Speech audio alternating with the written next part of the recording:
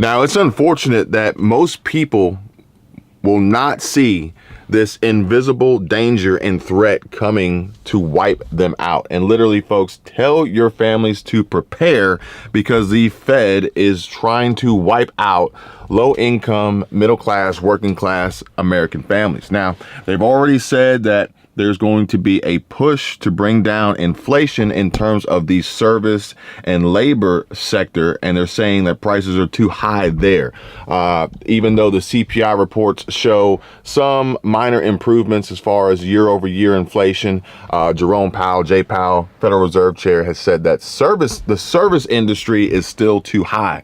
So, ladies and gentlemen, if you are in a service-based industry, the Fed is coming for you. Now, besides that invisible threat being inflation and this recession that you can't quite really see, but you feel the pain, folks, I just got off the phone with an investor out of Texas, okay? And he was actually telling me about a property that he owns in Florida. And that property was subject to hurricane damages. Now, ultimately, everyone was fine. No one was hurt. But at the end of the day, it has to be repaired. What this means is just another point to prove about the invisible dangers out there threatening the livelihood of so many, is that once the repairs are completed, the property values are going to be increased so much that the existing tenant base is no longer going to be able to afford to live there, thus being displaced. Then perpetuating a cycle of literally having to work really hard and make a lot of money just to be considered poor. Now, what does that mean? Well, it means that the shift in our economic cycle is literally wiping out the lower income brackets, the middle class, the working class poor.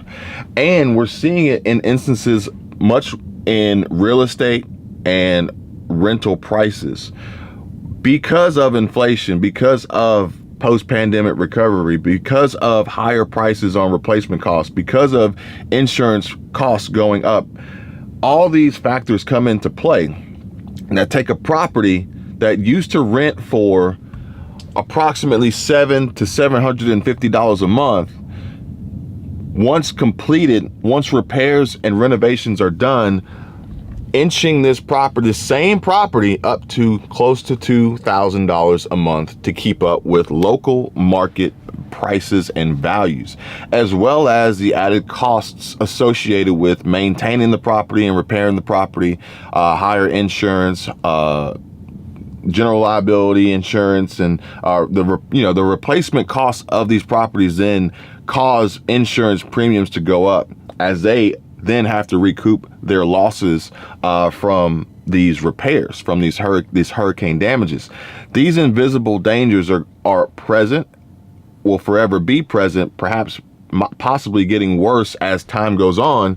But with the trends that we're seeing in the markets and in the economy and the pricing, it's just going to continuously drive values up, costs up, and push those who are lower income earners, middle class, working class, poor, fixed income.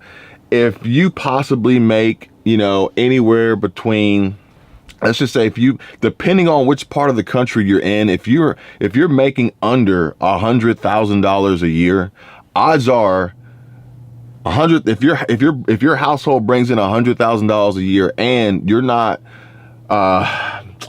being extremely frugal with your spending in your budget and being wise with your savings and investments, then odds are you're going to be put into this very tight squeeze of a situation of possibly fearing foreclosure, possibly fearing eviction.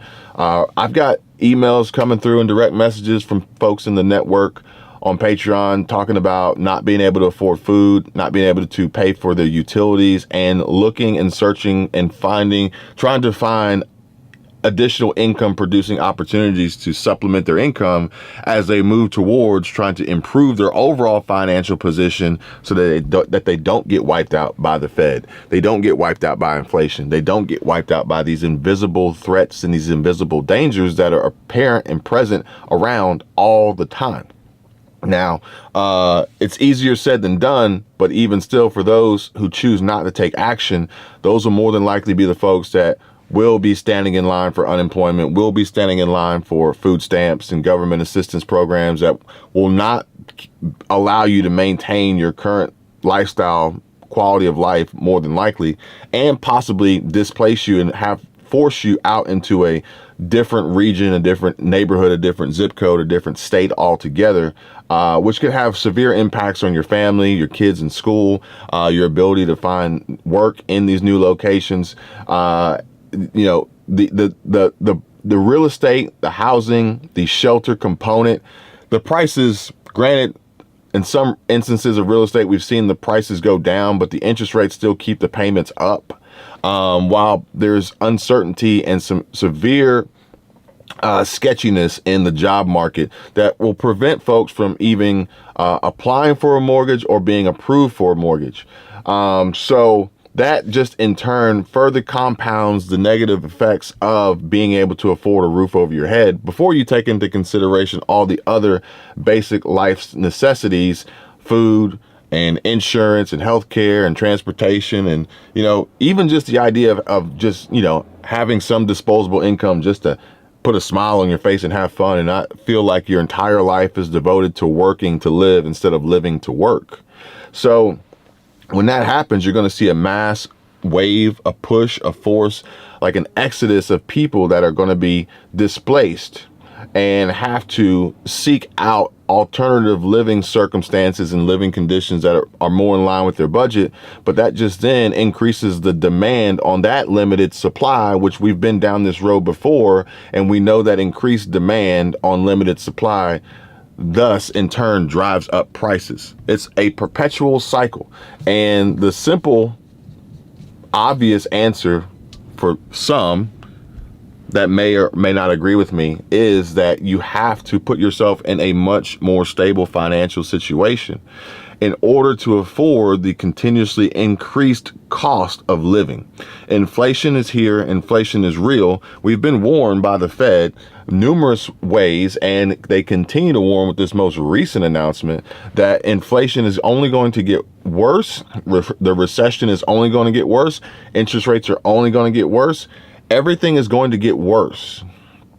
Granted, they tout positive growth, but the positive growth is not coming from the employment side. The positive growth is coming from certain and select business sides. So if you are not tied in and connected with the positive growth of businesses, then odds are you're going to have a much more intense struggle and burden to carry and bear. Or what are you waiting on? Why are you not aligning yourself with the businesses that are experiencing positive growth? For myself, I am an example. We are an example of businesses experiencing positive growth. This is not any means of bragging or showing off or anything like that. It's just to prove a point that despite how bad things are and how much worse they're expected to be, there is hope. There is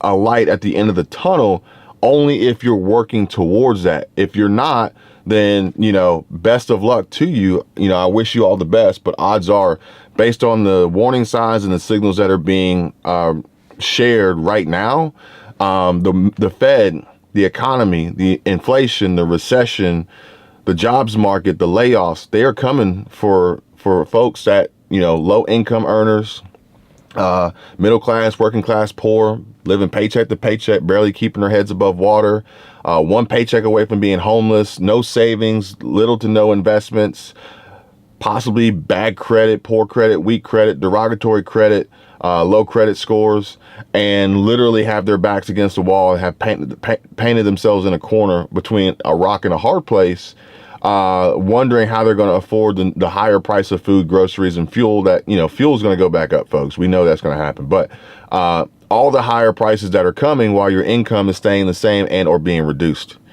I mean, you don't have to feel bad or, you know, or anything like that, because it's not just you. You're not the only one.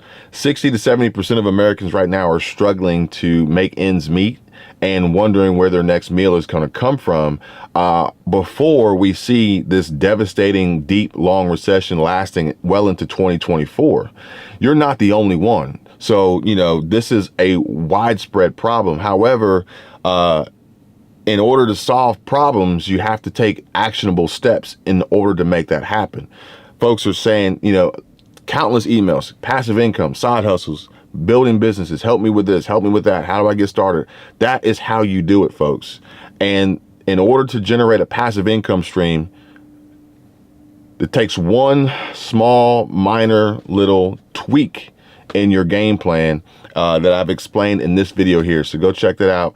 And, you know, if you're interested in creating a passive income stream and improving your financial situation, protecting you and your family for survival against inflation and the Fed's, you know, plan of action to wipe out millions of American families through job loss and rate hikes, as we, you know, challenge and push through the struggle of a deep, long recession, make sure you check out this video here, because it's got a lot of very important information for those who are interested in doing what needs to be done to put yourself and your family in a position to survive. You guys take care. Be safe. I'll see you on the next one.